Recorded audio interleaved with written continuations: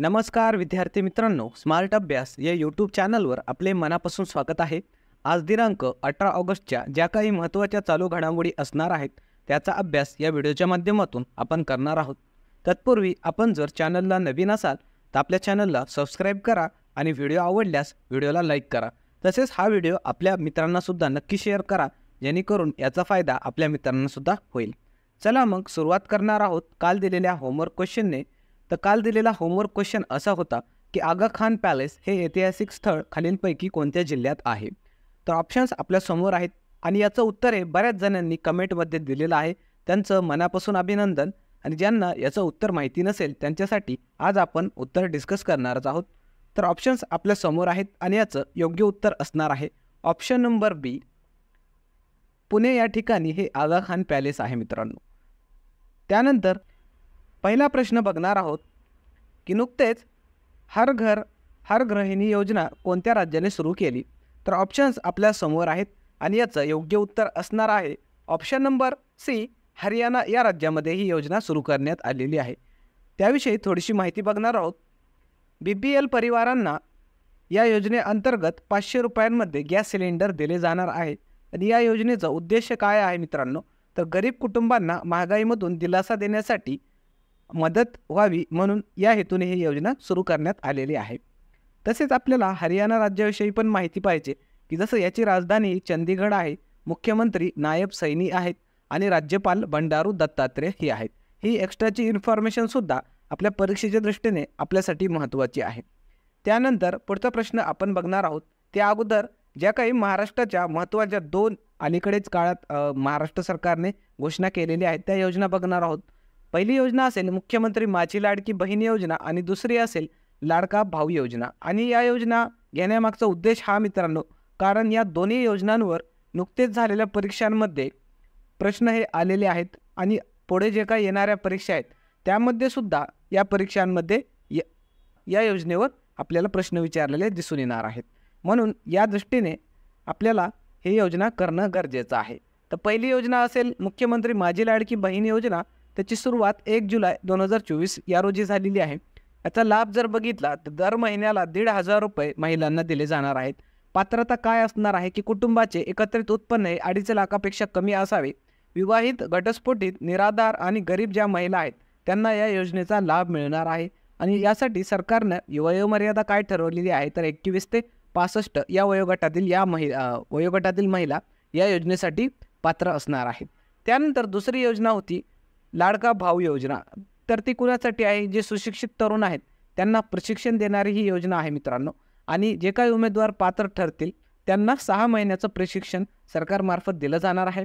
आणि या प्रशिक्षणाच्या कालावधीच्या दरम्यान 12वी पास असणाऱ्या विद्यार्थ्यांना महिन्याला 6,000 रुपये, ज्यांचा डिप्लोमा झाला असेल त्यांना 8,000 रुपये आणि ज्यांचं पदवी किंवा पदव्युत्तर शिक्षण झालं त्यांना महिन्याला 10,000 रुपये मानधन हे सरकारकडून दिलं जाणार आहे। आणि या दोन्ही योजनांवर मित्रांनो, जर रायगड पोलीस भरती 10 ऑगस्ट रोजी जो पेपर झाला त्यामध्ये या दोन्ही योजनांवर 2 प्रश्न आपल्याला पडलेले दिसून येतात। ते प्रश्नसुद्धा आपण या ठिकाणी घेतलेले आहेत। जसं की पहिला प्रश्न हा विचारण्यात आला होता तो आपल्या स्क्रीनवर आहे की महाराष्ट्र सरकारने नुकतीच जाहीर केलेली मुख्यमंत्री लाडकी बहीण योजना, त्यासाठी महिलांची वयोमर्यादा काय म्हणून विचारण्यात आलेला आहे। त्यानंतर दुसरा प्रश्न जो काही मुख्यमंत्री युवा कार्य प्रशिक्षण योजना आहे अर्थात मुख्यमंत्री लाडका भाऊ योजना त्यावर सुद्धा विचारलेला आहे। आणि या दोन्ही योजना मित्रांनो आपण मागच्या काही काळामध्ये जे काही व्हिडिओ घेतलेले आहेत त्यामध्ये डिस्कस केलेलेच आहेत। आणि जे विद्यार्थी आपल्या चॅनलसोबत डेली करंट अफेअर्सच्या जी काही सिरीज आहेत त्याच्यासोबत जोडले गेलेले आहेत त्यांना याचा नक्कीच फायदा झालेला आहे। त्यानंतरचा प्रश्न बघणार आहोत की नुकतेच जपानच्या पंतप्रधानांनी राजीनामा दिला आहे, त्यांचे नाव काय। तर ऑप्शन्स आपल्या समोर आहे आणि याचं योग्य उत्तर असणार आहे option number C, Fumio Kishida हे जपानचे पंतप्रधान होते, त्यांनी नुकताच राजीनामा दिलेला आहे। तर त्यांच्याविषयी थोडी माहिती बघायची आहे। आणि हे जे काही फुमियो किशिदा होते ते लिबरल डेमोक्रॅटिक या पार्टीचे अध्यक्ष आहेत मित्रांनो। आणि त्यांनी पंतप्रधान होण्यासाठी जपानमध्ये पार्टीचा अध्यक्ष असणं आवश्यक असतं, पण ते 2024च्या त्यांच्या पार्टीच्या निवडणुकीमध्ये उभे राहणार नाहीत, म्हणून त्यांना पंतप्रधानसुद्धा होता येणार नाही, म्हणून त्यांनी अगोदरच जपानच्या पंतप्रधान पदाचा राजीनामा देऊन टाकलेला आहे। या ठिकाणी त्यांचं आपण छायाचित्र बघू शकता, जेणेकरून तुम्हाला ती गोष्ट अजून चांगल्या प्रकारे लक्षात राहणार आहे. त्यानंतर आपण पुढचा प्रश्न बघणार आहोत. त्या अगोदर इतर जे काही राष्ट्राचे प्रमुख आहेत त्यांचे सुद्धा आपल्याला माहिती असणं गरजेचं आहे, कारण यावर सुद्धा आपल्याला परीक्षांमध्ये प्रश्न विचारले जात असतात. तर इराणचे राष्ट्रप्रमुख कोण आहेत सध्या? मसूद पेजेश्कियन हे आहेत. ब्रिटनचे राष्ट्राध्यक्ष किंवा पंतप्रधान हे कीर स्टार्मर आहेत. दक्षिण आफ्रिकेचे राष्ट्रपती सिरिल रामाफोसा आहेत. इजिप्तचे राष्ट्रपती अब्दुल फतेह अल सिसी आहेत. आयर्लंडचे राष्ट्रप्रमुख सायमन हॅरिस. पाकिस्तानचे पंतप्रधान शहबाज शरीफ आहेत. आणि बांगलादेशचे पंतप्रधान म्हणून नुकतेच नियुक्त झालेले मोहम्मद युनूस आहेत. आणि इंडोनेशियाचे राष्ट्रप्रमुख प्रोबो सुबियांतो हे आहेत. हे सुद्धा आपल्याला लक्षात ठेवायचं आहे. त्यानंतर पुढचा प्रश्न बघायच्या अगोदर तुम्हाला व्हिडिओ कसा वाटत आहे ते नक्की कमेंटमध्ये सांगा. आणि व्हिडिओ जर आवडला तर नक्की मित्रांनो लाईक करा, कारण यामुळेच आम्हाला सुद्धा तुमच्या लाईकमुळे प्रोत्साहन मिळतं, अजून काम करण्याची ऊर्जा मिळते. म्हणून नवीन असाल तर चॅनल सबस्क्राईब करा आणि व्हिडिओ आवडला तर नक्की लाईक करा. तसेच आपल्या विद्यार्थी मित्रांनासुद्धा हा व्हिडिओ शेअर करा, त्यांनासुद्धा याचा फायदा होईल. चला मग प्रश्न बघणार आहोत की हुरून इंडिया रिपोर्टनुसार भारतातील सर्वात प्रभावशाली महिला कोण ठरली? तर ऑप्शन्स आपल्यासमोर आहेत आणि याचं योग्य उत्तर असणार आहे ऑप्शन नंबर ए, रोशनी नाडर. ही जी काही भारतीय महिला आहे ती या रिपोर्टनुसार भारतातील सर्वात प्रभावशाली महिला ठरलेली आहे. त्यांच्याविषयी थोडीशी माहिती बघायची आहे. हे जे काही रोशनी नाडर आहेत त्या SCL कंपनीच्या अध्यक्ष आहेत. त्यांना नुकतेच फ्रान्सचा सर्वोच्च सन्मान knight of the legion of honour देऊन सन्मानित करण्यात आलेला आहे. आणि हे जे काही त्यांना सर्वोच्च सन्मान भेटलेला आहे फ्रान्सचा, ते आपल्याला परीक्षेमध्ये विचारलं जाऊ शकतं, म्हणून ते तुम्ही स्टार करून ठेवायचं आहे मित्रांनो. वाटलं तर नोट डाऊनसुद्धा करून ठेवू शकता. त्यांचं या ठिकाणी आपण छायाचित्र दिलेलं आहे, या तुमच्यासमोर दिसत असतील, या आहेत रोशनी नाडर. त्यानंतर पुढचा प्रश्न आपल्याला बघायचा आहे की हॉकी इंडियाने कोणत्या भारतीय हॉकी खेळाडूची जर्सी निवृत्त करण्याची घोषणा केलेली आहे? तर ऑप्शन्स आपल्यासमोर आहेत आणि याचं योग्य उत्तर असणार आहे option number C, PR Sreejesh, जे की भारतीय हॉकीपटू आहेत. त्यांची जर्सी ही या खेळामधून निवृत्त करण्याची घोषणा हॉकी इंडियाने केलेली आहे मित्रांनो. त्यांच्याविषयी थोडीशी माहिती ठेवणं आपल्याला गरजेचं आहे की नुकतेच PR श्रीजेश जे आहेत त्यांनी हॉकीतून निवृत्तीची घोषणा केलेली आहे. त्यांनी नुकतंच जे काही पॅरिस ऑलिम्पिक झालेलं आहे त्याच्यामध्ये हॉकी संघ जे आहे भारताचा त्याच्यामध्ये ब्रॉन्झ पदक जिंकून दिलेलं आहे. आणि निवृत्तीनंतर त्यांना ज्युनियर हॉकी जे संघ आहे त्याचे प्रशिक्षक म्हणून नियुक्त करण्यात आलेलं आहे. आणि पॅरिस ऑलिम्पिक्सच जर विचार केला तर त्याच्यामध्ये जे काही क्लोजिंग सेरेमनी होती, अर्थात जे काही समारोप समारंभ होता, त्याच्यामध्ये ते भारताचे ध्वजवाहकसुद्धा राहिलेले आहेत. ही इन्फॉर्मेशनसुद्धा आपल्याला लक्षात ठेवणं गरजेचं आहे परीक्षेच्या दृष्टीने. त्यानंतर त्यांचं आपण या ठिकाणी छायाचित्र दिलेलं आहे, ते बघू शकता. हे आहेत आपले PR श्रीजेश. त्यानंतर पुढचा प्रश्न असणार आहे की शास्त्रज्ञ डॉक्टर रामनारायण अग्रवाल यांचे निधन झाले, त्यांना कोणत्या क्षेपणास्त्राचे जनक म्हटले जाते? तर ऑप्शन्स आपल्यासमोर आहेत आणि याचं योग्य उत्तर असणार आहे ऑप्शन नंबर डी, अग्नी. हे जे काही क्षेपणास्त्र आहे त्याचे त्यांना जनक म्हणून ओळखलं जातं मित्रांनो. त्यांच्याविषयी माहिती बघूया. डॉक्टर रामनारायण अग्रवाल यांना अग्निमॅन म्हणून सुद्धा भारतामध्ये ओळखलं जातं, कारण त्यांनीच अग्नी जी काही मिसाईल आहे त्याचंच त्यांनी निर्मिती केलेली आहे. त्याच्यामध्ये खूप मोठं योगदान त्यांचं आहे. तसेच ते DRDOच्या जे क्षेपणास्त्र प्रकल्प आहे त्याचे संचालकसुद्धा राहिलेले आहेत. आणि यांनी मित्रांनो जे काही आपले डॉक्टर APJ अब्दुल कलाम आहेत त्यांच्यासोबतसुद्धा काम केलेलं आहे.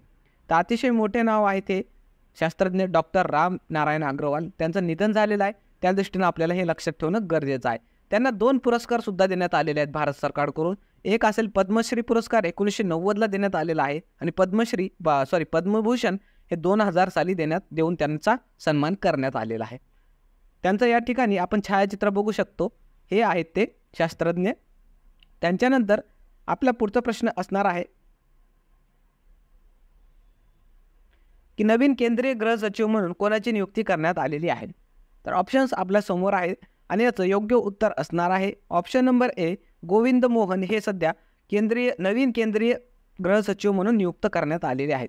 आणि हे जर बघितले तर हे सिक्कीम कॅडरचे 1989च्या बॅचचे IAS अधिकारी आहेत.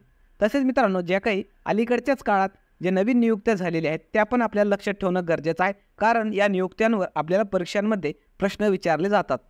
तर SBIचे प्रमुख कोण आहेत सध्या? तर छल्ला श्रीनिवासुलू यांची नियुक्ती करण्यात आलेली आहे. महाराष्ट्राचे मुख्य सचिव म्हणून सुजाता सौनिक यांची नियुक्ती करण्यात आलेली आहे.